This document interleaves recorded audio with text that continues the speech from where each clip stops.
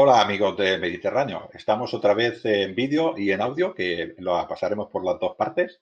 Y esta vez hablaremos, como pone aquí arriba, justo aquí arriba, las VIAE, las carreteras romanas.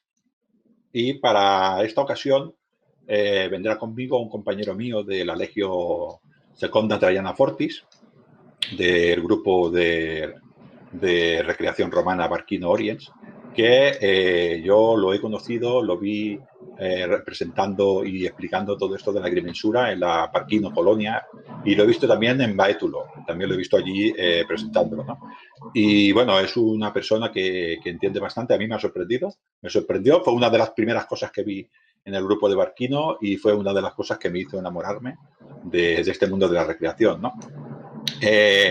Lo he conocido también luego en varios artículos en la revista de Histórica del grupo de divulgadores de la historia. También ha publicado en Stilus y en Nuevo Miliario también ha publicado. Ahora ya nos dirá él de qué van esos artículos, ¿no? Y le veo muy interesado en todo este tema de las VIAE, ¿no? Miquel, ¿cómo estás? Dinos algo más de algo de ti. Buenas tardes a todos. Pues nada, pues la presentación ya la has hecho toda, Ángel, casi. Lo único deciros, pues que yo de profesión, muy historiador no lo soy biólogo. Biólogo y encima, digamos que un poco reciclado, porque me dedico al análisis de datos, no a ir como un biólogo de campo de pura cepa. Así que sí, básicamente soy biólogo y de afición, pues historiador y apasionado de la historia antigua. Sí, sí, esto, Miquel, ya lo hemos hablado muchas veces. El hecho de que nos incorporemos, yo soy profesor de instalaciones electrotécnicas, tampoco tengo nada que ver con la historia. Mi profesión es programar robots KUKA y robots ABB y robots Mitsubishi y programar autómatas programables Siemens y Modicon, Schneider Electric. Quiero decir que nuestros mundos profesionales son diferentes a la historia, pero somos recreadores también, ¿eh? Mm. Tú recreas en el grupo Barquino, te he visto haciendo de lictor muy bien, ¿no? En el colegio de Sí, lictores. Te he visto también de soldado, que sí. impresiona esta cara, cuando pones cara seria, huyen todos los dacios. Eh, lo que aportamos las personas que venimos de fuera es transversalidad. No nos fijamos siempre en lo mismo, sino hacemos transversalidad. En tu caso, estás todo el tema, yo sé que te interesa mucho el tema, junto con Juan Carlos, Juan Carles, el tema de la agrimensura, ¿no? Mm. Sí, sí, efectivamente. Estamos ahí haciendo investigaciones sobre agrimensura. Joan Carles en ese aspecto, digamos que es más senior que yo. Él es arquitecto, con lo cual domina bastante más de agrimensura que un pobre biólogo que se inicia en el tema, pero sí, sí, estamos ahí investigando en diversos aspectos de la ingeniería romana. En mi caso, pues me dedico más a las calzadas porque ya de antes de incorporarme a Barking Orients ya tenía esa, digamos, esa inquietud. Eh, Porque básicamente, como bien has dicho, en los artículos que había publicado en el Nuevo Miliario y en la revista Stilus, de lo que se trataba era un poco de analizar qué papel tenían las diferentes comunicaciones, digamos, en el caso de Panonia, transdanubianas, y en el caso de Britania, pues, digamos, entre Caledonia y lo que era la Britania romana. Y en el caso de Bárquino, pues ver cómo se vertebraba un poco el territorio de la Laietania. O sea que sí, sí, es un poco, ese es el ámbito de las calzadas en Sí, el sí. cual me muevo. Yo soy de Baétulo y por Baétulo pasa la Vía Augusta, ¿no?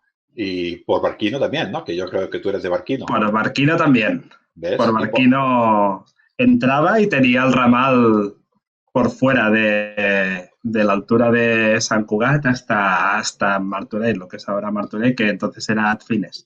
Alfines, muy bien. Creo que leí una vez, estudiando el vino, el Ayetano, que se ve que era de calidad, que en épocas, que en épocas el Llobregat, el Rubricatum, creo que lo llamaban ellos, era Sí. navegable precisamente hasta allí. Era navegable y no solo navegable, sino que aprovechaban el río para bajar la sal de Suria y pagar la soldada a los legionarios, que eso para ellos era importante, con lo cual, sí, sí. Entre eso y las ostras de la costa catalana, que se ve que tenían una fama también tremenda, imagínate. No, sí, por eso digo que todas estas vías se hicieron para la comunicación, ¿no? Yo en el artículo este que escribiste de Histórica, creo que es en mayo de este año, no, en junio, en la revista de junio de este año, que es de construcción de vía interurbana, la calzada romana. Al principio de todo hay una frase que me gusta mucho porque además nos hace pie a lo que vamos a explicar ahora, ¿no? Pero es muy importante. Dice, la vía Apia, en el 312 a.C., es la primera gran construcción viaria de la que se tiene constancia, financiada por el censor Appius Claudius Caecus. Su finalidad fue la de aprovisionar a las legiones romanas de manera rápida y eficiente durante la Segunda Guerra Samnita.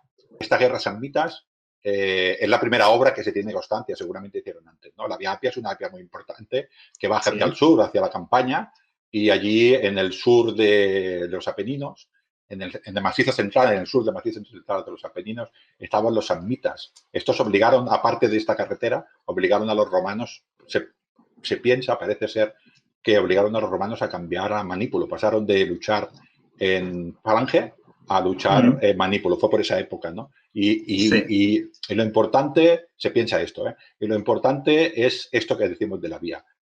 Los romanos necesitaban suministros y pensaron hacer esta vía. Esto fue constante en Roma, ¿no? Ten en cuenta que, claro, en ese siglo la guerra en Roma no era como la guerra en el Alto Imperio, en el Principado, sino que era una guerra de más de temporada, por decirlo así. O sea, la guerra la empezaban en primavera y se acababa a finales de verano, no había más.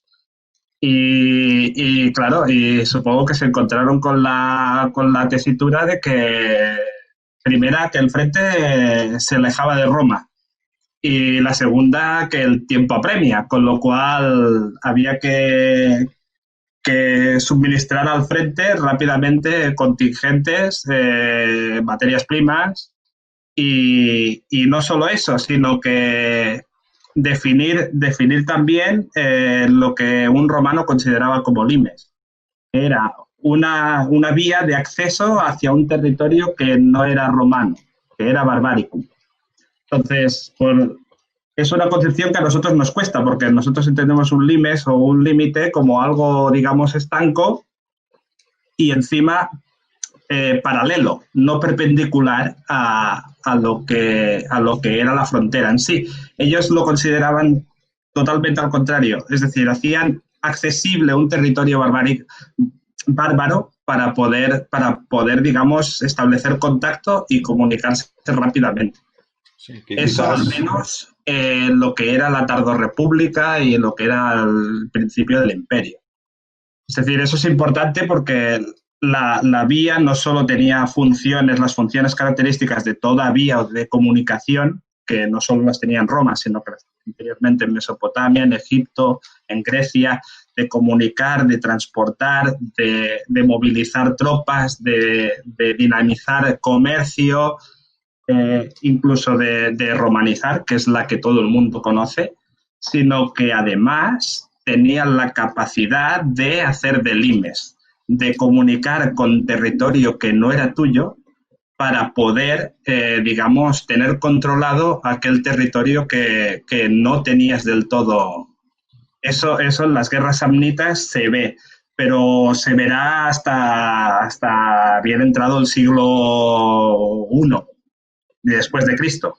Es decir... Sí, este concepto del limes es... Nosotros el concepto que quizás tenemos más metido nuestro ya es el limes del Alto Imperio, ya vamos a irnos ya a Adriano si quieres, que es un poquito... El limes, bueno, exacto, el limes que... Dijeron, pero anteriormente no, anteriormente era ir expansionando y no era un término, era limes, que es diferente el concepto. Era una frontera difusa. Una frontera difusa y además permeable. Roma podía entrar como los bárbaros penetrar. Era curioso. Claro, es que estas tropas de fronteras que tenemos ahora marcando el límite, estas tropas se crearon en el Alto Imperio, ¿no? Con todo el limes de, bueno, el Danubio, Renano, el muro de Adriano, el muro es para poner un límite, ¿no? Anteriormente no existía ese concepto. Lo que decías tú, no teníamos tropas en la frontera, las tropas se formaban, la guerra, otra vez cada uno a su campo, y entonces el concepto de las cosas es totalmente diferente y a veces tenemos que verlo así. Es una puntualización que me ha gustado mucho que hayas hecho porque la gente tiene que entender que la vida, Roma en el siglo IV no veía las cosas como en el siglo II después de Cristo, ¿no? No, Quizás el único diferente del siglo II, vamos a hablar bien de nuestro señor Trajano, que sí, pensaba que sí. los ríos Siempre estaban para hablaremos bien de él. cruzarse. Sí. No, los ríos estaban para cruzarse para Trajano, pero creo que los anteriores, ya los Flavios y los de posteriores, los severos, bueno, y los mismos antoninos, estos marcaron del límite en los ríos importantes y ya no se pasó. Eso sí que era un límite prácticamente como el que entendemos nosotros, ¿no? Y entonces las vías, lo que dices tú, ya pasaban paralelas a estos límites, ¿no? Pero en la época de la República era tal, además, lo importante de esto del ejército es que el ejército va avanzando y va haciendo la carretera también. Todo es lo mismo. Sí, sí, sí, básicamente porque la calzada en sí ya es un instrumento, es decir, en sí es un instrumento para que el ejército se expanda. Es decir, para que Roma se expanda necesita que su ejército cada vez llegue más lejos y más rápido. Y que esa retaguardia, digamos, suministre a las tropas velozmente y, digamos, sin ningún tipo de obstáculo. Entonces, la manera de hacerlo es exactamente esta, generar una red extensa de vías eh, organizada, evidentemente, jerarquizada, evidentemente, y que son los primeros interesados en ello es el propio ejército. Al menos eso ya, digamos, entrada a época augustea hacia adelante. Sobre todo, Augusto tiene digamos, un papel importante en el, digamos, en el tener cuidado de poner una persona que se dedique exclusivamente solo a mejorar y a cuidar esas redes de comunicación, que me parece que se le llama Curator Viae, si no recuerdo mal. Espérate que te lo miro, que lo tengo por aquí.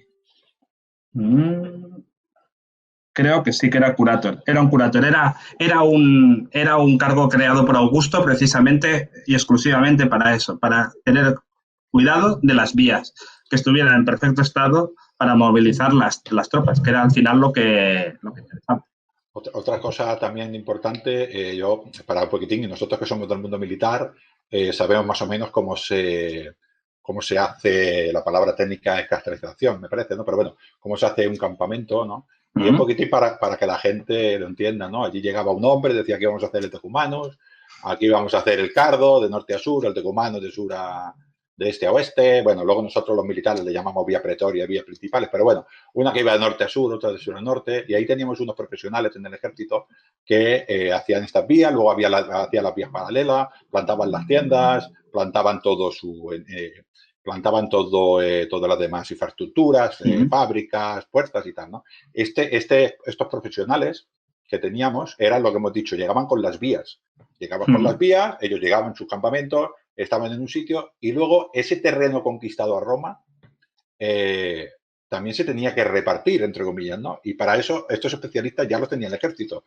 Esto se llama centralización, creo, ¿no? Sí, la centuriación del territorio a partir en este caso, un castro romano, de un castrum, es un proceso básico. Para entenderlo bien, yo creo que el mejor territorio para entenderlo bien es Britania. Britania, como sabéis, es una fuente inagotable de asentamientos temporales romanos. Creo que es la provincia con más fuertes romanos de todo el imperio. Hicieron un montón de campañas, todas ellas más o menos temporales, porque evidentemente el tiempo por aquellas latitudes no es demasiado bueno, y el terreno tampoco, porque es lodoso. Con lo cual, las temporadas de campaña militar de los diferentes gobernadores de Britania se basaban en columnas de legionarios hacia el norte, hacia Caledonia, y en esas columnas eran como etapas de un camino de peregrinación. Era ir hacia el norte, ir construyendo vía y al final del día construir el castrum para asentar toda la legión. O sea, enviaban una avanzadilla que supongo o que creemos que era una unidad especializada en ingeniería. Evidentemente deberían tener su agrimensor o su equipo de agrimensores con sus legionarios para, digamos, abrir camino, generar una vía más o menos estable para que el gordo, después de toda la legión, pudiera llegar y que pudieran hacer el campamento militar, en este caso estacional, porque por las inclemencias de Britania. Pero en ese aspecto es importante, porque luego cuando vas avanzando hacia el norte o cuando vas expandiendo tu frente, si consolidas tu retaguardia, esos castros se convierten luego, digamos, muchas veces en ciudades que hoy en día pues aún existen, como Ashley, Londinium, como Londres, como York, Boracum, como Chester. Hay un montón de ciudades, no solo en Britania, sino en muchos sitios que surgieron de un campamento romano. Y como bien dices, todas tienen el mismo organigrama de cuadrícula. Todos los romanos en ese aspecto eran muy cuadrados. Sí, sí. Eran muy cuadraditos. Eran amantes del triángulo rectángulo y de hacerlo rectángulo en sí. Hacer una proyección ortogonal es relativamente fácil y supongo Sí. que también el aire sur-norte y bueno, y también el mundo religioso tenía que ver con eso de los auspicios y el templum bueno, ya lo sabes, ¿no? Pero bueno, era todo bastante. Lo que quería decir es que estos especialistas que iban avanzando al ejército, que necesitan hacia las carreteras, estos especialistas ya estaban en el ejército y eran imprescindibles para el ejército. Y lo que has dicho, iban avanzando y iban haciendo carretera. Y alrededor de la carretera, de la vía, pues se iban fundando pues, factorías, se iban haciendo posadas para recursos públicos, se iban haciendo mulaciones, mansiones, bueno, se iban haciendo todo un tipo de infraestructura que todo esto romanizaba. Y luego estos soldados, yo estoy seguro que son los mismos, quizá al principio de la República no tanto, pero durante el Imperio seguro que sí, estos mismos que pertenecían al ejército distribuían las tierras entre los diferentes, por ejemplo, entre los mismos soldados cuando se licenciaban, y estas tierras luego, en unas unidades determinadas, eran las que iban pagando impuestos. Quiero decir que todo esto también partía del ejército y la vía era una cosa importante para comunicar todo esto. Sí, era básicamente, bueno, era como un núcleo, el núcleo principal era el castrum y a partir de ahí, pues todo nacía. Las vilas suntuosas del sur de Britania, por ejemplo, son parte de la organización, digamos, del territorio, de la centuriación, a partir de un campamento romano. En Barcelona, en Barquino, también pasan cosas similares. A partir de una trama urbana se centuria, se parcela el territorio que domina esa ciudad, ese núcleo de población, y se estructura todo en verso a territorio cedido y a vía, Es decir, cada centuria se divide, claro, se tiene que dividir. Pues, ¿cómo la divides? Pues mediante un camino, mediante una vía, mediante un sistema de caminos, en este caso cuadriculado, como la Champla, y y que al final se ha demostrado que es la mejor manera de explotación del terreno que tienes circundante a tu núcleo de población principal. Ya puede ser Barquino, ya puede ser, digamos, un campamento romano. Lo que pasa es que en el campamento romano sí que es verdad que luego surgían, digamos, hay más variedad después de núcleos que hay alrededor. Se vinculan los vicus, se vincula toda una serie de profesiones relacionadas con la legión, herreros, madereros, gente que es originaria del sitio seguramente y que los soldados romanos estaban interesados en que la gente también hiciera trabajo y les facilitaran un poco la vida dura de legionario. Si puedo tener un herrero que sé que me lo hace bien, pues ¿para qué voy a hacerlo yo? Claro, sí, supongo que, bueno, supongo no, se sabe que en las legiones estaban los inmunes, que eran estos especialistas, pero claro, yo me imagino que estos deben ser carpinteros, dijéramos, para que nos entendamos un poquitín de obra. Para hacer una silla con un dibujo bonito para el tribuno, pues seguramente haría falta un obrero especializado. Y estos obreros aparecían en los campamentos que se formaban, en las cabañas, en los canabaes, sí. justo al lado. Estas canabaes, llegaba gente más importante que decía, yo con estos mugrosos no quiero vivir, me voy a vivir un poquitín más lejos, lo digo así para que la gente me entienda, ¿no? Quiero ir más lejos y voy a hacer una ciudad un poquitín más bonita, que de ahí han salido muchísimas ciudades, ¿no? Y luego, pues aquí el ejemplo, para que la gente sea consciente, aquí el ejemplo más importante que tenemos en la península es León. La ciudad de León es de la Castralegio, de la séptima Gémina, que estaba allí para vigilar la ruta de la plata y sobre todo las médulas, que estaban en Ponferrada, que había mucho oro. El oro siempre es importante. Esto sí. Y estaba distribuida por toda, ¿no? Pues para llegar hasta allí había que hacer una vía, ¿no? Y luego estas vías se encargaban de repartir riqueza y de comercio. La vía Flaminia, por ejemplo, la vía Apia, perdón, la vía Flaminia va hacia el norte. La vía Apia va hacia el sur y luego esta vía se fue hacia la ciudad hacia la campaña, fue hacia el sur de Italia y luego fueron saliendo otras vías. Estas vías, casi todas las vías, creo que el término es evergetismo, ¿no? Es un cónsul, seguramente para ser recordado, pagaba esta vía de su dinero, de su bolsillo directamente, y esta vía se iba construyendo en su nombre, ¿no?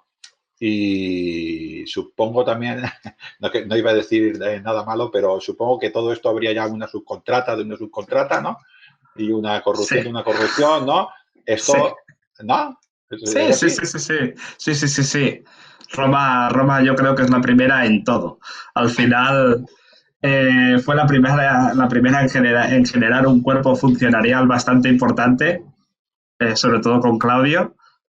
Y sí, inicialmente las calzadas romanas, al menos en época republicana, eran, digamos, financiadas o eran promovidas por los cónsules de ese año, y por eso llevan muchas de las vías itálicas que conocemos, llevan el nombre de alguien importante de una familia, o la vía Emilia, la Flaminia, la vía Apia mismo, llevan el nombre del cónsul que en su año pues dijo, mira, voy a invertir en hacer una vía y que me recuerden por lo bien empedrada que está. Básicamente, con el tiempo, eso bien no iba así, porque, claro, con el advenimiento del imperio, ya hemos dicho que Augusto puso empeño en ello, institucionalizó un cargo que seguramente ya no correspondía a un cónsul, a lo mejor pues se lo daba a su legado de la provincia de turno, y este legado, pues como ya estaba un poco lejos o no, pues decidía que aquello era mucho trabajo y que, bueno, yo tengo aquí un amigo que lo va a hacer bien. Entonces, pues le cedía el honor de tú te llevas tu parte y yo le pongo el nombre. Que eso siempre pase, es que das muy bien. Ahora me ha venido una curiosidad es que me acordaba, porque la leí no hace mucho, unas cartas que tiene de Plinio el Joven, que le manda, no sé si las recuerdas, que le manda a Trajano, Y él llega a Sí, Victorino Ponto, que le hacen allí gobernador de Victorino Ponto, encargado, encargado. encargado de allí, encargado de El Victorino encargado. Ponto, y él llega allí y empieza a hacer números y dice, y le manda una carta y le dice, yo aquí veo cosas muy raras. Aquí las cosas cuestan mucho. Aquí hacen una carretera y cuesta 3 veces más. Mándame ingenieros para que vean esto, porque esto lo veo muy raro, ¿no? Y Sí, sí. el Trajano estaba preparando, parece ser, en aquella época, la guerra de las Partia, y dijo, a mí ingenieros no me sobran. Búscate algún ingeniero, pero que te están engañando seguro, ¿no? Estamos hablando de Bitinia Ponto, que es una provincia que estaba, la parte de Turquía que baña el Mar Negro, dijéramos, ¿no? Ahí Sí. bastante arriba. Pues esto era normal, quiero decir que la obra, la construcción está inmobiliaria pública, como no quiero decir empresas, pero grandes empresas, no quiero decir porque es igual me denuncian, ¿no? Empresas grandes que se dedicaban un poquitín a hacer la contrata de las subcontratas, sobre todo materiales, porque la mano de Sí, obra sí. no tanto. La mano de obra, en algunos casos, yo creo que los que cargaban pura y duramente eran esclavos, pero los técnicos en el Limes, en las fronteras, eran soldados. Había de todo un poco. Los técnicos en general, es decir, cuando ya saltábamos digamos, el cargo político, el politiqueo puro de yo te doy la vía, tú me das el no sé qué y yo te la genero, a partir de cuando empiezas ya a tocar terreno, la cosa cambia y sí que es verdad que en zonas, digamos, militarizadas, pues la primera unidad de la Legión, donde en principio suponemos que estaban digamos, los cargos más digamos, en este caso, más técnicos, sí que tenían un papel importante porque eran realmente que quien trazaba, quien diseñaba esa vía, quien ponía los pies en el terreno y decía, pues va por aquí o lo hacemos por allí. Luego, con la mano de obra, evidentemente, en cualquier provincia que estuviera pacificada y tuviera una legión y fuera imperial y tuviera carga legionaria, esos legionarios debían estar. El primero, bueno, Augusto, la primera lección que aprendió es que él podía tener 30 legiones o 23 legiones, no sé cuántas, yo creo que eran 23 o cosas así, un número similar a la veintena de legiones. Sí, bueno, tenía 30, pero se quedó con 27 el pobre. Sí, claro, el pobre las perdió por el camino porque tuvo que diezmar unas cuantas. Pero sí que es verdad que lo primero que aprendió es que en tiempo de paz debía tener ocupados a sus legionarios porque mientras estaban ocupados no estaban pensando en otra cosa. Sí, no, además era mano de obra relativamente barata porque les tenía que pagar igual. Con lo cual, Sí, mismo en el calendario. el sueldo ya lo tenía pagado, Claro. estaban adiestrados, eran como, digamos, como una colonia de hormigas. Sí. Todas sabían dónde debían estar, cómo lo debían hacer, a cuánto lo debían hacer. Esto que has dicho, lo vuelvo a recordar, lo hemos comentado un poquitín, que la gente sea consciente de que cuando se movía una legión, los 5.300, 5.400, me depende. Sí. Bueno, los contrapas auxiliares igual eran 10.000, ¿no? Pero bueno, cuando se movía una legión, toda la legión se movía con todo lo que le hacía falta, ¿no? Y parte de la cosa que tenía era el bagaje. El bagaje no puede pasar por según qué sitio. Eso sí que la legión, tal como iba pasando, iba haciendo el camino, no una vía, pero sí camino, para que esos carros pudieran llegar a donde se iba a hacer el campamento provisional. Y luego, cuando se llegaba al campamento provisional, estos especialistas que perfectamente, seguramente iban con el prefecto Castorum, con un cargo muy importante de la legión, y un montón de agrimensores, mensuradores, un montón de oficios más, estos montaban, ya cuando llegaban, ya estaba todo marcado en el campamento y estaban preparados para montar un campamento que lo montaban. Bueno, hay autores como Polibio y como Tito Livio que dicen que lo hacen en poco menos de 3 horas. Bueno, son horas solares, es verdad que no son horas las nuestras, son horas solares. Nosotros que nos hemos puesto la chapa, sí. No lo haríamos en 3 horas. No, ni en 3 días. Ni que nos dieran 3 semanas, creo yo. Pero ellos lo hacían en 3 días, o sea que lo hacían en 3 horas, con lo cual deberían estar muy bien organizados y no tenían luz como no tenemos nosotros. O sea que cuando desaparecía el sol, aquello debía estar totalmente montado. Claro. Pues estos especialistas, lo que te decía, estos especialistas que estaban en lo que has dicho tú, en las provincias imperiales, que eran casualmente las que tenían legiones, es un Sí, poco casualmente. extraño, Sí. es casual esto. Las senatoriales no tenían legiones ninguna, ¿qué cosas que le No. vamos a hacer? Bueno, mira, oye, ya sabes que quien reparte se lleva la mejor parte. Es Así verdad que que, y repartió Augusto, pues ya ves. repartió un gusto, pues me llevé a Egipto y además las imperiales. Ahí Claro. está, ¿no? Y entonces, estos eran los que construían, ¿no? Y entonces ellos, supongo que, bueno, si podemos entrar un poquitín, ¿cómo más o menos hacía? Yo me imagino que el primer paso, como siempre, era enviar a gente que fuera mirando por donde tenía que pasar la vía, gente que sabía por donde no tenía que pasar, sobre todo, más que por dónde pasar, por dónde no pasar, porque la gente tiene que ser consciente que en España, por ejemplo, la 340 la había Augusta prácticamente, la 340, que es la que viene por aquí por la Sí, carretera, hay coincide, otro montón de carreteras que son, o sea coincide en que, un tanto por ciento elevado a la propia Vía Augusta. pues esto lo primero que harían sería, supongo, con mirar, ¿no? Explorar el terreno y luego pues ahí tendrían que ir desbrozando, Antes, tendrían que an- ir, antes de entrar en ese tema, sí, que sí, entraremos en breve, déjame aclarar también, Ángel, que la gente no se piense que solo hacían vías romanas el ejército. Había vías romanas que sí, el ejército tenía un papel importante, pero si allí había una ciudad que pasaba por allí la vía, el ejército no dudaba un momento en decir, tengo una vía para hacer, tráigame aquí gente que sepa, gente picapedreros, carpinteros, herreros, gente útil que pudiera, digamos, acelerar el proceso de hacer la vía en sí.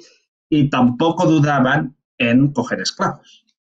No vamos a ser ingenuos ahora y decir que el ejército, digamos, lo hacía él todo y como eran los hombres ociosos, en época de paz, pues ellos se ponían y picaban todo.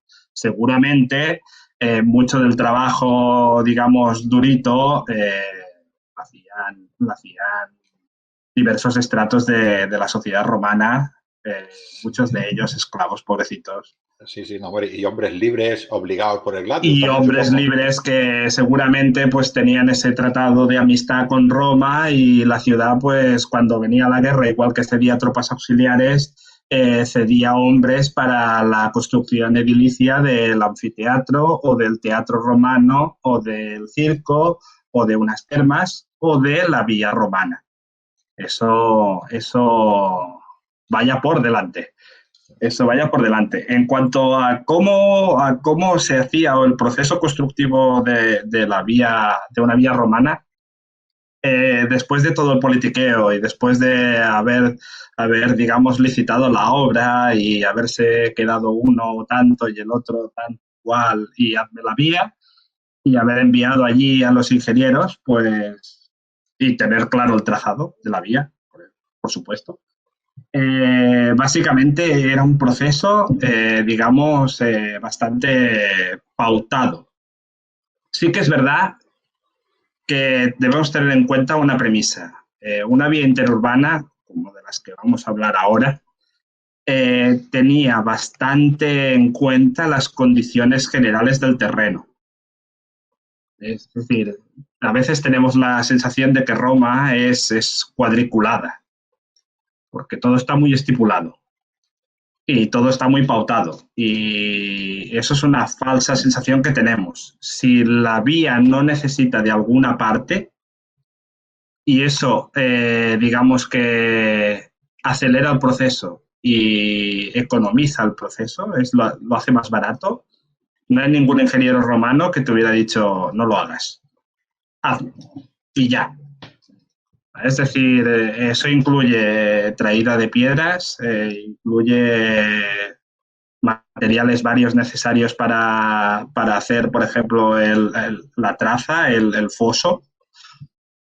Y en eso, en todos los procesos que vamos a ver ahora, pues puedes encontrar esa premisa, la premisa de que las condiciones generales y el para qué está hecha la vía tienen, es decir, preponderan sobre el, digamos, la visión estanca que se tiene muchas veces con la vía de Vitruvio, con esas capas súper bien puestas, súper bien organizadas, con su sumum dorsum de empedrado perfecto de Vía Apia que aún hoy en día se mantiene. No.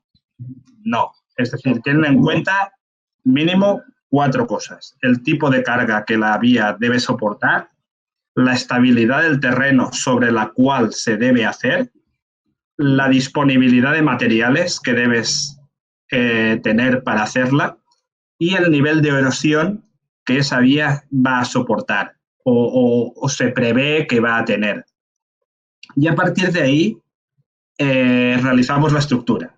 Disponemos de los estratos, de su composición y de su espesor. Y si tengo que quitarlos, si tengo que quitar alguno, lo quito, porque si me lo invento. Típica vía que pasa por los Alpes. Seguramente no me voy a matar en hacer una capa de estabilización de la vía muy potente. La misma piedra de los Alpes ya es bastante sólida. ¿Para qué quiero hacerla? ¿Me voy a gastar dinero para hacer 2 veces lo mismo? No. Esto, Miquel, en el sentido contrario también sirve, ¿no? Me refiero que si, por ejemplo, hay que realizar algún contrafuerte o algo para estabilizar el terreno, también.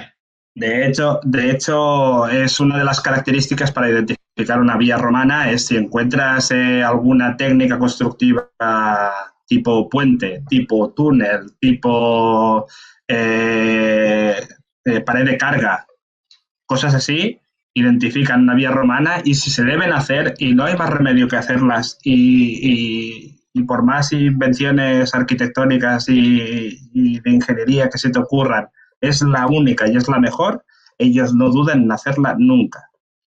Y si no la hacen, por algo será. Pero eso hay que tenerlo claro. Es decir, que si la mejor manera de atravesar los Alpes es haciendo un túnel, Roma no tiene duda y hace el túnel. Claro, porque además yo me imagino, como he dicho, tiene que ir el ejército, tiene que llegarle estas provisiones, tanto el ejército como el comercio, tienen que tener una cierta inclinación y tienes que tener una fiabilidad de que esta vía te va a funcionar, porque imagínate que tú mandas a tus hombres en campaña y esa vía se obstruye por el motivo que sea, que es un desastre. Sí. Y tanto, sí. Es para ello seguramente, por eso la red viaria romana es tan extensa, seguramente había más de un camino para hacer un mismo trayecto, no, sobre todo aprovechando, digamos, la sabiduría anterior, porque tampoco eran tontos. Si voy a Britania y no sé qué me voy a encontrar y por aquí pasa todo el mundo, pues, coño, seguramente no estén equivocados. Por ahí es el mejor sitio por donde pasar. No me voy a inventar un sitio nuevo por donde pasar, sino que lo voy a mejorar y ya está. Sí. Esto que dices es yo cuando hice bueno, estuve estudiando para mi libro, la Vía Flaminia, por ejemplo, me acuerdo, sale de Roma y cuando llega a una localidad que existe, que se llama Narnia, existe, sí, se llama Narnia, ahí se divide en dos, precisamente supongo que es por lo que dices tú. Se divide en dos, una va, dijéramos, sube los Apeninos hasta una ciudad que se llama Polentio y bajaba luego hasta el Adriático y la otra rodeaba el macizo de los Apeninos por unos valles y luego se encontraban allí. Era la misma vía, pasaba por 2 sitios, un camino, pero la misma vía Flaminia, y luego el otro, el que pasaba a la montaña era más corto y el otro era más largo, pero claro, el de la montaña seguramente en invierno el de la montaña pues tendría sus dificultades y el del valle no. De todas maneras, en eso que dices, para identificar una vía romana también es importante saber el desnivel que tiene esa vía. Los romanos no construían por encima de un 3 a un 5% de desnivel. Básicamente porque, claro, sabían lo que llevaban y, digamos, el transporte que tenían. Burros de carga por encima de un 5%, la cosa se ralentiza mucho y no vamos bien. Digamos claro, que vamos para abajo. Claro, es tiro animal, no somos, es tiro animal. Claro, no tengo un motor que bajo a tercera, es un animal, el animal si se cansa hay que parar y si se cansa, pues yo quiero avanzar un cierto número de kilómetros, millas en su época, ¿no? Y claro, es muy importante. Todo esto hay que tenerlo en cuenta, ¿no? Lo que decías también antes que has dicho, el rodamiento, la carga aquí, es que casi, cuando has explicado estos 4 puntos, es que es prácticamente lo que se tiene en cuenta de una carretera moderna. Sí, no, pero yo creo que hoy en día los ingenieros tienen en cuenta lo mismo que tenían los ingenieros de entonces. Es que nosotros, pues, utilizando algunas de las mismas técnicas que utilizaban ellos, eh, lo único que nos diferencia es que lo hacemos con una tecnología, digamos, superior. Es una tecnología digital, ellos lo hacían analógico. Se equivocaban, tenían un bias que ahora a lo mejor es de 0,001 milímetros y ellos se equivocaban en 1 centímetro o en 15 centímetros. Pues, señor, yo lo hacía con una cuerda y con un medidor de ángulos y me equivocaba 15 centímetros en según qué cosas. Nosotros nos equivocamos menos precisamente porque hemos mejorado la tecnología, no porque no porque utilicemos sistemas tecnológicos, digamos, diferentes. Triangulamos igual que ellos lo hacían.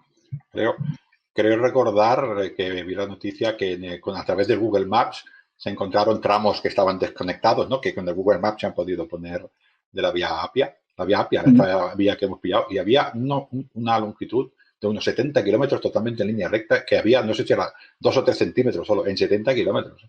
O sea, que estos también acertaban bastante, ¿eh? Sí, no se desviaban mucho de su objetivo final.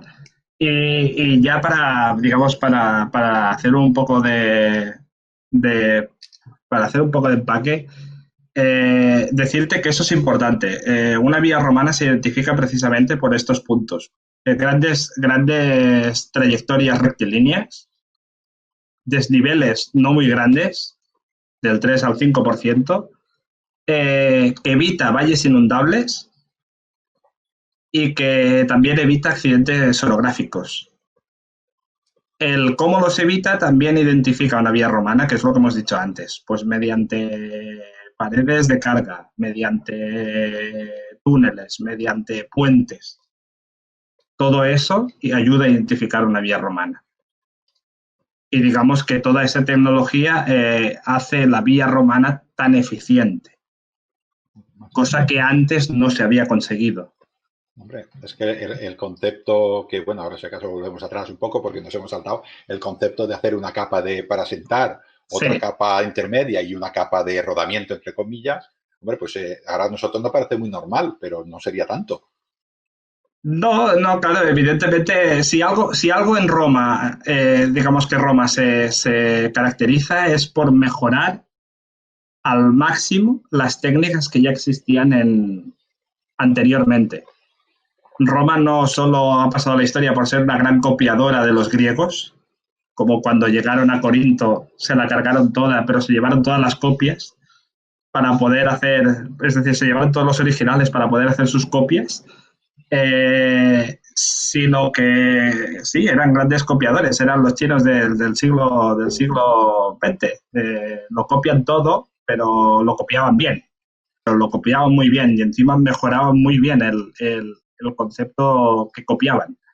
En este aspecto, si en algo destacan, digamos, el avance en que Roma destaca y aporta su grano de arena a la vía, es en jerarquizar bien las capas, en saber cuándo las tiene que quitar, cuándo las tiene que poner, cuándo tiene que engrosar una capa, cuándo debe mentar entera de piedra una vía, cuándo se lo puede ahorrar. En todo eso es muy buena Roma. Entonces, la estructura básica de una vía interurbana básicamente son 3 capas. 3 capas. La de cimentación, es decir, la basal, la que asienta la vía sobre el estrato original de la Tierra. La de transición, que acomoda la primera capa con la última que vendrá. Y la de rodamiento. La de rodamiento, que es la que básicamente soporta toda la fuerza de la tracción motora o del viandante, en este caso. Entonces, sobre todo estas 3 capas, yo creo que es la aportación de Roma. La sofisticación de estas 3 capas es la es la gran aportación de Roma. Esta base es lo que hace que dura, ¿no? También las construían la parte central más alta, ¿no? Para todo el tema del agua. Sí. Normalmente lo hacían como hacemos hoy en día las calles y en las autopistas o las carreteras normales. Algunas, porque otras tienen charco. Las hacían con esta inclinación un poco abombada hacia los extremos porque ya sabían que cuando llovía, evidentemente, había que tener un buen drenaje y no solo bastaba en tener digamos, diferentes materiales, las diferentes capas que fueran drenando el agua y que fueran absorbiendo el agua, sino que había que facilitar que ese efecto erosivo del agua no se cargara una vía que llevaba días y meses de construcción. Esto, para que vea la gente a la obsesión que llegaban, por lo que dices tú, de normalización, que sí que es verdad que se adaptaban, pero normalizaban. Creo que fue, no me quiero equivocar, pero creo que fue Adriano, probablemente antes también. Empezó ya a regular los carros, dependiendo del tiro, la cantidad de carga que podían tener cada uno de estos carros, y según qué animal, y qué anchura, y qué batalla, qué distancia entre ruedas, precisamente para poder que estas vías fueran eficientes, ¿no? Porque claro, es importante este tema. Ahora no me acuerdo exactamente, pero hay toda una tabla probablemente son de antes. Yo me acuerdo que Adriano las reguló bastante bien. De hecho, no solo Adriano, sino que ya la ley de las 12 tablas ya existe un apartado específico para saber, digamos, hasta el ancho que una vía militar debía tener. Era un carro para cada lado. Más o menos, sí. ¿Sí? Más o menos, ¿no? Sí, más o menos. Ahora me pillas y te digo, pero creo que está entre 2,4 a 4,9 metros, más o menos. Que es la vía clásica. Incluso prevé que en las curvas el ancho debe ser diferente porque, claro, el carro no pasa igual. Con lo cual, o sea, imagínate hasta qué punto se lo tenían mirado ya. En principios de la República ya se recoge cómo debe ser una vía. Las 12 tablas, que son las leyes fundacionales prácticamente de la República, que se casaron, no sé si está la palabra, empezaron a igualarse patricios y plebeyos, es el origen de igualarse y tal, pues ahí ya pusieron esto. Hombre, es que es muy importante este tema, ¿no? Hasta ese punto llega la importancia de las vías en Roma. O sea, yo creo creer que esta ley de las 12 tablas era muy importante. Esta anchura que ponía como mínimo la ley de las 12 tablas también era muy importante, pero yo me estoy viendo a estos especuladores que igual le quitaban medio metro a estas carreteras. No quiero hablar mal de esta gente, pero seguramente todas las vías no tienen estas anchuras, ¿no? Sí, porque además habla de un ancho mínimo, o sea que del máximo al mínimo, claro, ahí puedes jugar un tanto por ciento. Y luego, claro, hasta que no se regulan, porque en las 12 tablas no se regulan todavía los carros. Los carros se regulan después. Sí. Creo que es con los Julios. Yo lo sé de Adriano, pero seguramente habría antes algún tipo de regulación, porque, por ejemplo, el mismo Julio César, en la ley Julia Municipalis, reguló un montonazo de cosas por ejemplo, el tráfico, y me extraña que ahí no haya nada de carros, ¿no? Pero bueno, es bastante probable, ¿no? Estas eran las vías, las vías, dijéramos, que conocemos, pero había otro tipo de vías. Sí, había otro tipo de carreteras. Sí. Normal. A ver, para saber el tipo de vías, seguimos, siguiendo los autores clásicos siempre, seguimos dos criterios. Uno es el tipo de vía según la medida que tenía de ancho, y el otro es digamos, la característica principal que respondía a esa vía. Básicamente, para hacerlo fácil, si lo miras desde el punto de vista digamos, desde el punto de vista más característico de la vía, una vía podía ser o se podía clasificar por su capa de rodamiento, que es la última, o bien se podía clasificar por su financiación, o bien se podía clasificar por su composición. ¿Vale? En la primera, en la de que se clasifican por las capas de rodamiento, luego tenemos la estratificación por dependiendo de qué medida tenía de ancho esa vía. Tienes las vías, los actus, los íter y los semitas en orden descendente. Una vía, por decirlo en nuestros tiempos, sería una autopista. Sería una autopista. Eso ahí se permitía la circulación de dos vehículos a la vez. los vehículos a la vez, por ahí pasaba mucha parte del ejército, pasaba sobre todo el correo de Roma, sobre todo. Cursos públicos. Exacto. Y era lo más en las vías romanas. Una vía era coger la P7, me voy de aquí a Marsella. Y estabas en nada. No sé, a 30 kilómetros de avanzando. Claro, te pasabas unos cuantos días, pero ya estaba. Y de ahí para abajo hasta llegar al Semita, que tenía pues 0,3 metros y era un senderillo. Donde pasaba como si te vas a hacer senderismo y pasas tú y no pasa nadie más. Existía la vía pública, la privada y las vecinales. La vía pública era porque era financiado por una magistratura pública y muchas veces coincidían con las vías militares, las que hacían los propios militares. La vía privada era una vía en que la financiación era privada, era privada en este caso en plan energético, en plan de un benefactor quiero pasar a la gloria en Roma y me hago una vía. Caprichos que tenía en Roma. Eso te levantas un día y dices, ¿qué puedo hacer hoy? Pues voy a hacer una vía. Era comprar votos, era comprar magistratura, sí, era claro. comprar el hecho de poder corromper, quiero decir, ganar dinero. Eso es lo que dices, me levanto un día y digo, ¿cómo hoy puedo comprar votos? Pues a lo mejor si les hago una vía me caen 50 votos más.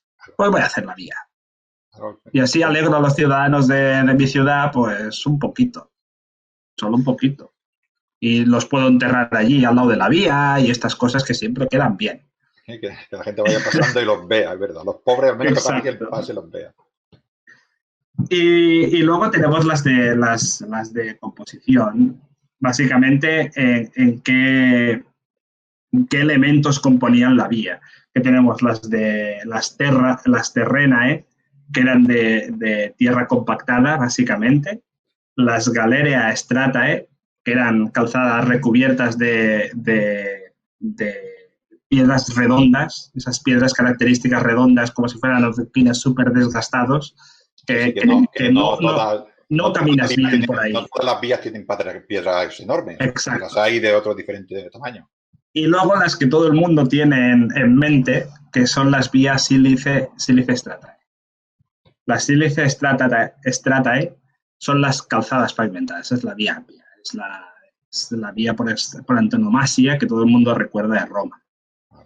Lo que has dicho antes, ahora que me viene a la memoria de que el cónsul era el que hacía la carretera, claro, es que el cónsul era el que tenía el imperium sobre el ejército, y es que es todo lo mismo. Con lo cual, claro, tenía el imperio, tenía el cum laude y tenía, bueno, los pretores también, pero normalmente eran los cónsules los que tiraban adelante el ejército, y ahora todo lo mismo. Luego con el imperio cambia un poco, ¿no?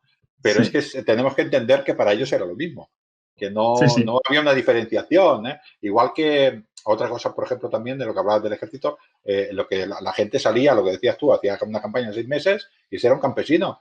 Dejaba el arma y se iba a segar el trigo. Era el mismo oficio para él, ¿eh? O sea, él decía, yo soy campesino, soldado. Y luego volvía. Y luego volvía y decía, ¿y ahora qué te toca? ¿Qué estamos ahora? O sea, ahora me toca sembrar. Y mañana matar a las mitas. Y iba y Exacto, sí. Cada 6 meses cambiabas un poco de tercio. Bueno, a alguno le costó un poco más, ya, pero bueno, al principio era así, ¿no? Estas vías, evidentemente, lo que hemos dicho, así para resumen, las viae pues eran 2 carros, para que nos entendamos. El otro, que era el actus, era un carro en un sentido. El íter era para personas. Y el íter era un senderillo, lo que has dicho tú. Y el Semita era para hacer senderismo. Bueno, esto, yo otras ciudades no lo sé. Nosotros estamos muy condicionados, ya en un programa que tengo del Ignom en Roma, de podcast, ya hablo de que estamos muy condicionados por Pompeya y nos pensamos que todas las calles de Roma, por ejemplo, pero hablando dentro ya de las ciudades, eran iguales que las de Pompeya. Y eso no es cierto. Pompeya es una ciudad bastante nueva, romanizada de una manera bastante nueva, que la hizo Sila. Y es bastante lujosa. Y es bastante lujosa. Y Roma es una ciudad antigua que se fue haciendo sobre lo que había. Y vías de 2 carriles dentro de Roma habría muy pocas. vías de 2 carriles dentro de Roma, había las principales vías que salían hacia el resto de la península itálica, Y, básicamente. y punto. Y punto. Y con la reorganización de Augusto de las regiones de los barrios de la propia ciudad, sí que es verdad que esas vías quedaron incluidas dentro de lo que era el entramado urbano. Pero a partir de ahí todo el resto son digamos, categorizaciones inferiores de lo que era una calle romana. Es que, entonces eso quería decir que están los actus, que es lo que hemos dicho antes, que era un carro, pasaba un carro, imagínate por una calle de vía que solo pasa un carro, pero es que además Roma tiene una característica, que yo cuando escribo sobre Roma digo la ciudad de las 7 colinas. 7 colinas, Sí, clivus. sí, sí. Y tanto. Sí, sí, tenía los clivus. Entonces, claro, ¿qué nos pasa ahora modernamente? Cuando tenemos más inclinación de la que nos toca, pues haciendo curvas. Esto era Roma, no era recta. Siguiendo, era como cualquier carretera de Barcelona mismo. Quien vive en Barcelona sabe que para subir al Turó del Carmel, pues tienes la carreterita del Carmelo y sube siguiendo la pendiente de la montaña. O el Tibidabo, cuando subes por el pueblo español a Montjuïc, sí, sí. Exacto. Y Todas luego siguen lo mismo. ¿no? El plan Cerdá, que allí todo recto, ¿no? Pues todo, Sí. Roma probablemente era así, tenías las zonas bien, pero la inmensa mayoría de Roma, sobre una ciudad antigua, las calles, me quiero referir, que las calles en el interior de Roma no eran exactamente así. En ciudades, como has dicho tú, Barquino, que eran todas ortogonales o casi todo ortogonal, ahí pues ya se planificaba todo y tú cuando tenías, por ejemplo, el Cardo, probablemente el Cardo tenía esa misma forma así, no sé si sería una vía, probablemente no creo que pasara en 2 carros, pero ya tenía por ejemplo, su alcantarillado debajo para evacuar aguas, pero esto se pudo hacer en Roma. Yo creo que habría calles que no se podía, porque es que además la especulación inmobiliaria debe ser tan exagerada que se aprovechaba cualquier metro cuadrado. O sea, Hombre, igual que construyes una vía, medio metro para aquí, medio metro para allá, pues te haces una ínsula medio metro para aquí, medio metro para allá. Y nadie lo va a notar. Que luego sale el vecino del quinto y toca con la mano al vecino del quinto del piso de al lado, pues es que se me ha ido la mano, ya está. Y abajo, y por ahí había, pues eso, podía pasar una persona, igual no podían pasar ni carros. Hay que ver este caos dentro de esta ciudad. Luego hay otras ciudades como Lipum Magna, seguramente como Mérida Augusta, como César Augusta, que son ciudades ex novo, ciudades que se han creado nuevas, que estas ya son todas... hay autores clásicos que describen bien la situación de pasar por alguna calle y que te caiga algo de lo cual no eras consciente que debía caer de arriba. O sea, imagínate hasta qué punto se podían hacer de estrechas las calles. Sí, de hecho, esto provocó que Julio César, lo que hemos hablado antes de la Ley Julia Municipalis, es póstuma, no sé si lo mataron por esto, pero bueno, él hizo esta ley, prohibió el tráfico rodado en Roma durante las horas diurnas, porque imagínate Roma, la ciudad, lo que hemos dicho, calles estrechas, gente pasando de un lado para el otro, porque no podía pasar por otro sitio. Seguramente a los tenderos, imaginemos los tenderos que sacan las cosas fuera, porque claro, dentro hace falta luz. Imagínate lo que has dicho tú, una ínsula, un edificio de 5 plantas, entre el edificio tuyo y el de frente 2 metros o metro y medio, y donde entra la luz. Y yo tengo una tienda. Una taberna, ¿no? ¿Tú sabes el caos que debería ser eso? Seguramente la mitad de gente de las ínsulas ni vivía en las ínsulas, iba a dormir a las ínsulas. Sí, muy bien. Se pasó el día por la calle, con lo cual aún haces la calle más pequeña. Luego te vas para el norte, te vas a la Puerta Salutalis, te vas al Campo de Marte y te encuentras allí la Vía Flaminia, 2 carriles, debería ser. Enorme, ¿no? Debería ser sí, la imagen debería ser dantesca. Debería ser muy chocante pasar de un barrio como el Trastevere al Trastevere, o cuando pasas al Trastevere, sí, pero Fuerte de San Emilio, ¿no? A mí yo tengo una imagen mucho, precisamente por el libro que he hecho, que es, tú imagínate la vía ostiense, que viene de Ostia, que no pueden llegar, los carros que vienen del puerto de Ostia no pueden entrar en Roma hasta la hora décima, ¿vale? Porque eran horas solares, todos los días tenían 12 horas, pues hasta la hora décima no podían entrar. ¿Hasta dónde llegarían los carros? Porque estos tenían que ponerse allí y las cohortes urbanas en la época... echando peaje allí. peaje de la Junquera, ¡pam!, cerrado. Debería ser, pero por todas, vía Flavinia, Trigemina, que estaba al puerto de Emporium, de Puerto Fluvial, pero es igual, toda la vía Latina, todas las vías, debería ser una cantidad de carros. Y luego, esto que ha dicho de los autores clásicos debería estar bien exagerado. Llegan las 10 de la noche, que la gente estaba en la calle, la gente se va a dormir y entran los carros. ¿Te imaginas un carro subiendo un clibus de esto? Que el burro no quiere subir. ¡Da, sube! Y tú intentando dormir porque al otro día tienes que ir a trabajar, ¿no? Muy silencioso no debía ser, la verdad. La vida en Roma, bueno, alguna ciudad bulliciosa del imperio por la noche no debería ser muy tranquila. Sí, porque luego esto se fue extendiendo, tienes razón, se fue extendiendo. Para que veamos la diferencia, Roma es un extremo, ¿eh? Sí. Hay que reconocer que es un extremo, ¿no? Y luego lo que debería haber tantas calles sin salida también en Roma, es que debería ser. Sí, había unas cuantas de esas. En la serie de Roma ya hay algún episodio en que Tito Pulo y Octaviano hacen algún favor ahí a su amigo que... El Aventino tiene muy mala fama que no se lo merece. Y la Paz y Soburae también tiene mucha fama. Ya sabes tú que en una calle estrecha puede pasar de todo. Hay rumores de que en la cloaca máxima no hay cocodrilos, pero hay cuerpos. No sé muy bien cómo se puede casar esto, ¿no? Sí. Yo ahí ya te digo, Tito Pulo y Octaviano la serie de Roma pusieron a uno. Probablemente para que veamos un poquitín toda esta regulación. No sin antes cortarle el dedo para llevar la prueba de que habían hecho bien el trabajo. Estas vías que iban fuera militarmente, es que debería haber tal diferencia para una persona que saliera de Roma fuera. Bueno, primero que era bastante peligroso, pero bueno, que pudiera salir fuera y ver esas vías que iban entre campamento y campamento, entre ciudad y ciudad, que al fin y al cabo, por ejemplo, yo que hablo del Danubio, todas estas ciudades, desde Novae, Rostorum, Novae, Viminacium, todo esto que dijéramos que cubría, había una vía allí con dos carriles, carro hacia un lado, carro hacia el otro lado, paralelo al río, excavado en montaña, y había allí el camino, y luego te encuentras con estas anquiportu, que creo que se llaman, estas evitae, estos clibus, estas cuestas, en Roma. Debería ser muy, muy exagerado. Pero bueno, debería ser chocante. Por eso, muchos autores clásicos tenían sus vilae fuera de Roma. Seguramente. Ahora me acuerdo, sí, creo que es Plinio, el mismo Plinio el joven, puede que sea, que tenía aquí, ¿dónde era? En Calatayud, ahora no me acuerdo cómo se llamaba Calatayud. ¿Bilbilis, puede ser? Creo que sí, Bilbilis dice que él tenía aquí y que se le pegaban las sábanas. De lo bien que dormía, se le pegaban las sábanas.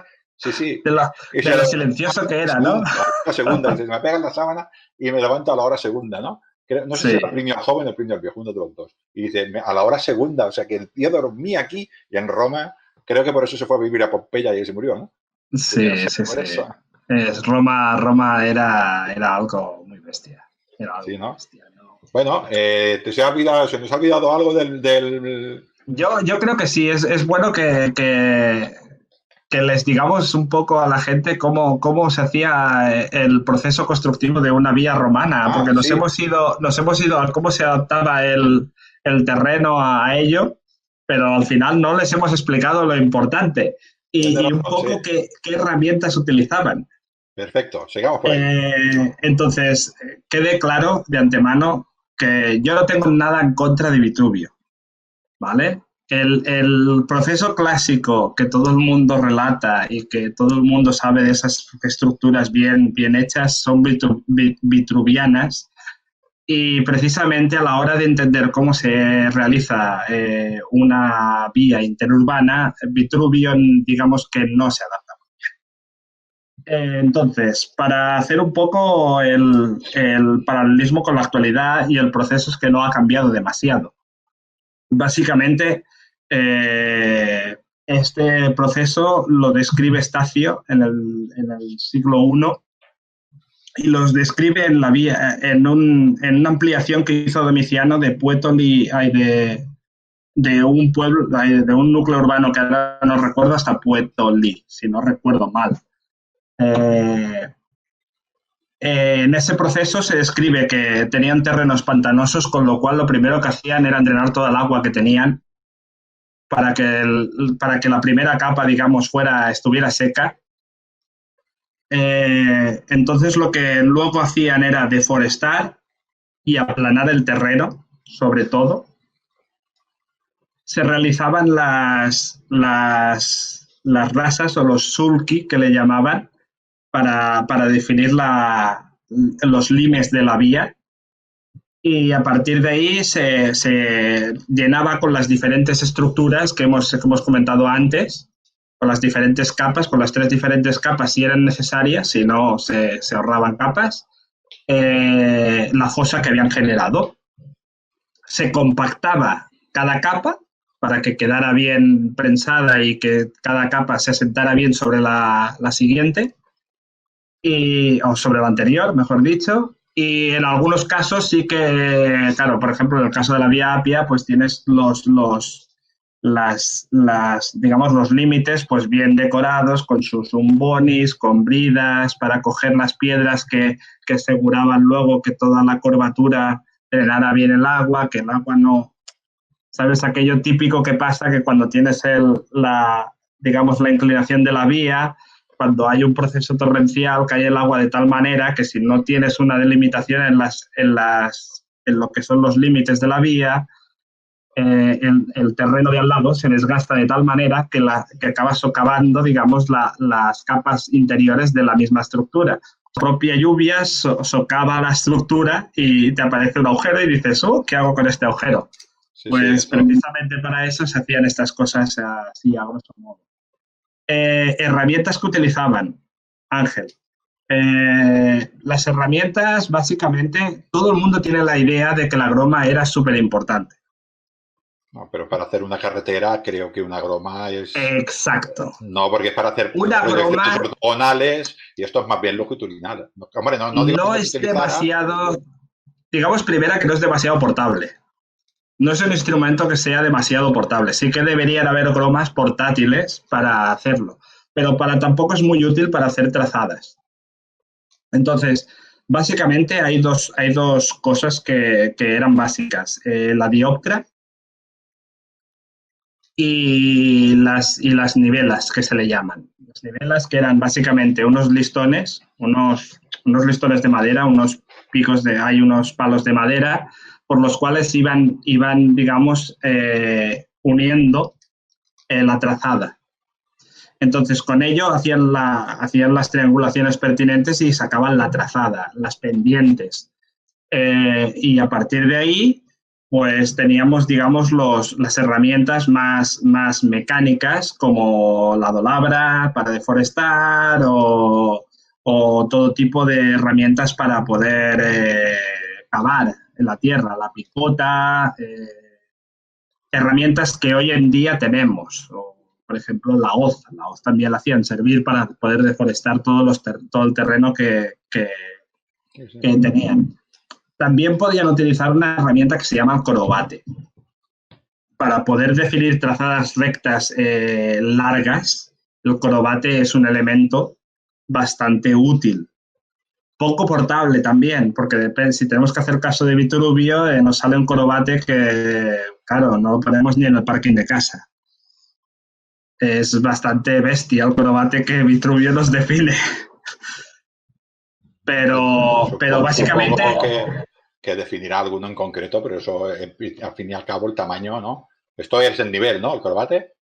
Sí, el corobate lo que te da es, digamos, te permite hacer una línea recta a larga distancia. No sé si eran 70 metros o algo así. En territorios como la Galia, en que tienes planicies grandes, el corobate, y además es un territorio romanizado y digamos que no hay frente militar posible cerca, el corobate seguramente en más de una ocasión se utilizaba para definir grandes líneas rectas, seguro. Pero sí, es una herramienta que se tiene, que se puede utilizar en caso de necesidad. Una cosa que es súper importante, y con esto creo que acabo el tema de las herramientas, es un aparato que se llama el odómetro. El odómetro es un invento egipcio, si no recuerdo mal. Los egipcios ya conocían el odómetro, y para los que no sepamos qué es esa palabreja, básicamente es muy fácil. Es un cuentakilómetros. Ahí está, con Un piedras. cuentakilómetros. Un Montañismo con cuentakilómetros piedras. a la vieja usanza. A lo pulgarcito. Tiramos garbanzos y vamos avanzando. Y vamos viendo cuántos garbanzos hemos tirado. El mecanismo es básicamente con un depósito de piedras en las cuales se transforma una rueda superior en una rueda inferior, con lo cual el movimiento del mismo carro va soltando piedras. Y al cabo de tantas piedras tú sabes que tienes una milla. Con lo cual defines, una vez acabada la estructura de la vía, defines cuánto de largo es la vía. Y plantas el típico mojón o miliario. Que por cierto, ese mojón mide 2 metros, ¿no? Que el mojón depende de la importancia, digamos, de la importancia que se diera al benefactor, pues tenía allí la distancia, cuánto quedaba hacia cerca el núcleo anterior y el núcleo posterior de la vía, si lo había hecho Caracalla o lo había hecho Tiberio o lo había hecho el hijo del vecino, y lo bueno que era ese hijo del vecino, porque además se ponían hasta, esto lo hizo Caracalla, ahora que recuerdo uno, esto lo hizo Caracalla en su 33 consulado, por ejemplo, o en el 20 no sé cuántos, bueno, 20 no, pero en el tercero, ¿vale? O sea que además se ponían allí todo el título entero. Claro, que siempre va bien recordarte cada milla romana que tú allí estás, pues no se te olvida quién manda. Eso, muy bien. Me ha hecho mucha gracia porque has dicho quién ha hecho la vía, ¿no? ¿Quién la ha hecho? ¿Quién la ha mandado bueno, a construir? ¿quién la ha mandado a hacer? Vale, vale. ¿Quién la ha mandado a hacer? Luego, no, seguramente ni ha puesto el dinero, casi. Todo esto, además es importante, esto que ponga la distancia. Había una columna, ahora no me acuerdo, que estaba en Roma, que era un poquitín como la... No me acuerdo el nombre. Mira, la tengo aquí. La tengo aquí. El kilómetro cero. Creo que es el Umbilicus Urbis. Muy bien, que es es el punto áureo, el kilómetro cero, es la Puerta del Sol. Muy bien. Era muy importante, quien había hecho la carretera pues no tanto, pero cuando iba una persona, lo que dices tú, del cursos públicos, cuando era un funcionario, dijéramos, que llevaba una misiva, o un funcionario imperial que iba en alguna misión con salvoconducto imperial o lo que sea, había por las carreteras, había unos tipos de posadas, unas mansiones, sí, y había unas estaciones de intercambio, unas mulaciones, donde sí, se cambiaban caballos y tal, ¿no? Bueno, estas estaciones dependían de la ciudad que estaba allí cerca. Entonces, para el soldado era muy importante saber, para el soldado o para el funcionario, le era muy importante saber quién le iba a pagar la estancia, porque no se la pagaba él, se la pagaba el pueblo de al lado. Hombre, parece una tontería, pero ojo. Recordemos que en Roma, evidentemente, el ejército se movía, pero el ejército no pagaba ni un duro. Si tú movilizabas tus tropas hacia la Dacia, la Dacia corría con los gastos de manutención del ejército y toda la corte imperial se iba al emperador. Hombre, ahí está. Hombre, claro, a gastos pagados. Creo que todavía pasa. Claro, pues si estoy en casa, ¿no? Claro todavía... que sí. Salgo de Roma y me voy ¿a dónde? A la Dacia. Pues eso es casa mía, pa. Pues sí. Esto es cierto que hubo quejas de algunos pueblos, dije, por aquí pasan sí, mucho. Sí, algunos sí. Oye, te estás pasando. No me lleves 20 legiones, tráeme solo Imagínate la visión, Miquel, de una ciudad medianita que no sabe si va a triunfar o no va a triunfar, que le pasa una vía de esta, en la que sea. Por ejemplo, ahora me voy a inventar un sitio, por ejemplo, Macedonia o la Tracia, que le pasa la vía Militaris. Sí. Y allí, pues, un pueblo pequeño, nada, 2.000 personas, y pasa una vía, le colocan allí una mansión y 2 mulaciones, y otra mansión y 2 mulaciones, y para allí van pasando gente del ejército, y aquel se planta en aquella mansión y dice, dame de comer. Y le tiene que soy del ejército, ¿no? Dame de comer que soy del ejército. O del ejército, o soy lo que sea, ¿no? Cualquier funcionario de segundo, tercer, cuarto nivel, ¿no? Y aquel pueblo, claro, cuando viera la vía diría, qué oportunidades tengo, ahora podrá venir más carros, vendrá más gente, pero claro, si en vez de tanta gente, si en vez de tantos carros te vienen muchos funcionarios. Solo te vienen funcionarios, es la ruina. Es la ruina, sí que es verdad, sí. Y además no había alternativa, porque pasaba el ejército, además te decía, ¿cuántos hombres tiene? Hombre, que estamos ahora en época de cosecha, nada, aquí a trabajar. Sí, sí, pasaban y trabajabas entonces para el ejército, porque evidentemente si tenías que alimentarlos cada día, eso era Sí, impepinable. luego se intentó arreglar un poquitín con los prados, que el ejército tenía unos prados para sembrarse el mismo y tal, pero bueno, esto es otra historia, ¿no? Creo Sí, que sí, hemos, aparte de despistarnos alguna vez, Miguel, eso nos viene de hemos, serie. sí, la verdad es que sí, ¿no? Hemos tocado más o menos los puntos que había. Mm. Todo se puede extender más, pero es lo que tienen estos formatos, ¿no? Hablar de las vías romanas, de un imperio que duró, si nos vamos al imperio romano de Oriente, estamos hablando del siglo XV y empezó en Sí, teoría al siglo VIII antes de Cristo, pues estamos hablando de 22 siglos y claro, en una hora y media, una no da, hora no da. y no da, una hora y cuarto que llevamos más o menos, no da para tanto, ¿no? Pero bueno, más o menos creo que queda claro esto, ¿no? Que el ejército era el que avanzaba las vías, luego ya el terreno romanizado, pues ya todo esto se diversificaba un poco más, en los límites seguramente siempre era el ejército con los trabajadores Sí. locales y los diferentes tipos de vías, que estos se adaptaban bastante, como es lógico, porque en el Danubio, por ejemplo, ahora que me acuerdo, creo que lo has comentado, en las puertas de hierro, allí picaban en la pared. Allí Trajano envió unos cuantos esclavos a picar pared Unos cuantos files. y a poner un poco un caminito de madera para que la guardia pudiera hacer la guardia, digamos, tranquila, directamente. Sí, Hombre, sí, porque no había sitio material yo entiendo Trajano porque estos para dacios. poder controlar, digamos, otra de las vías que otro día podemos hacer, podemos hablar de ellas, las vías fluviales.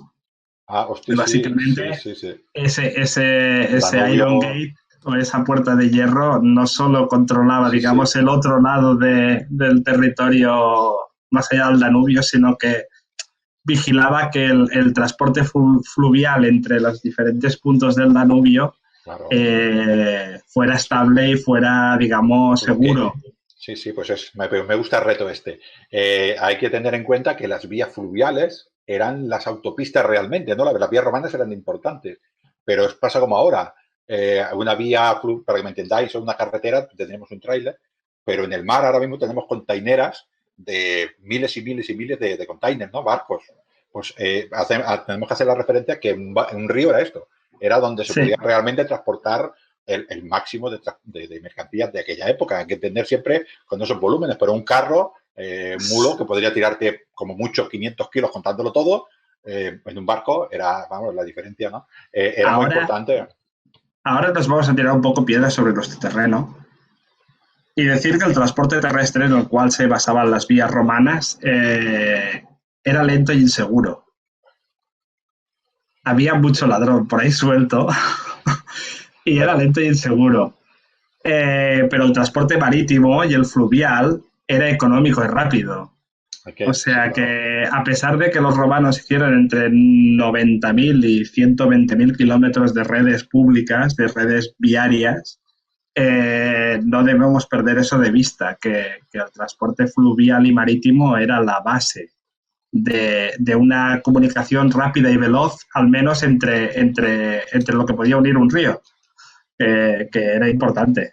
Sí, En este sí. caso, porque eran los límites del imperio, los En grandes el, ríos de en Europa, el, de Centro sí, sí, Europa, hombre, es que el Danubio es un río muy grande y tiene zonas y de un el kilómetro y Rin, medio de ancho, ¿eh? Y el sí, Rin no sí, es y el ancho, Rin. pero es importante. En el Danubio tenía Roma dos flotas, la Panonia, En la el Danubio, sí, Panonia más al norte, más arriba, perdón, la, y la Flavia Moésica. Pero sí, en el Rin también tenía una, creo que estaba por Castrapretera, por ahí al lado. sí, También sí, había sí, tenía la otra, clasis, claro, la clase, ¿no? Renana. sí. Quiero decir que poca broma, ¿eh? O sea, que eran muy importantes los ríos.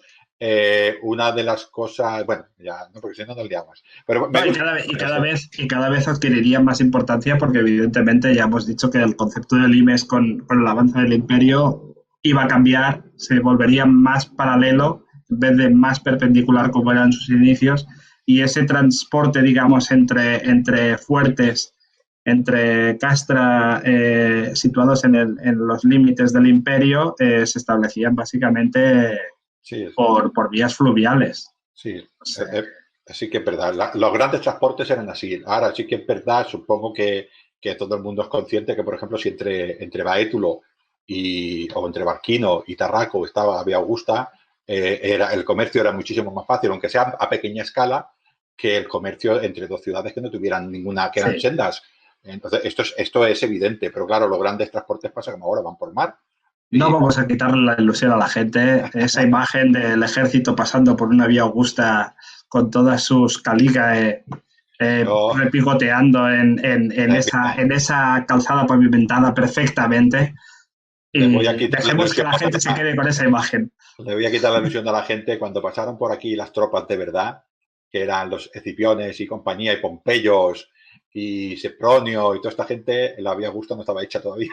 Se hizo más No, eso tarde. es verdad. Tenía otro nombre. El pobre, la pobre, sí, aún no. Así que, bueno, pues bueno, ya que me ha dicho, ya que me ha retado este hombre sobre los vías, sobre los ríos y toda la comunicación que evite esto, es importante porque lo que comentaba antes también, por ejemplo, de Rubricatum. A los ríos eran muchísimo más caudalosos que ahora, esto es importante Sí, también. Con lo cual, el comercio, el Betis, el río Guadalquivir, ¿no? Era la Bética, definía toda una provincia y era la más rica de Hispania. de Con lo España, cual, sí. los ríos eran muy importantes. Pues bueno, ya seguiremos con Miquel, que veo que se ha mojado y él mismo se ha pillado los dedos. Yo quería engañarlo, pero él se ha engañado, ¿no? Bueno, Mierda, me has pillado. se te he pillado. Y Bueno, ese tema no lo tengo yo muy fresco, pero podemos bueno, hablar de los ríos en cuanto. nos lo ponemos a mirar, que lo que se trata de tener lo que hemos tenido una conversación, hemos tenido un tema para hablar, pero al final hemos tenido una conversación y nos hemos ido de un sitio para el otro, ¿no? Como siempre acabo mis vídeos, siempre digo hasta otro audio, amigos del Mediterráneo.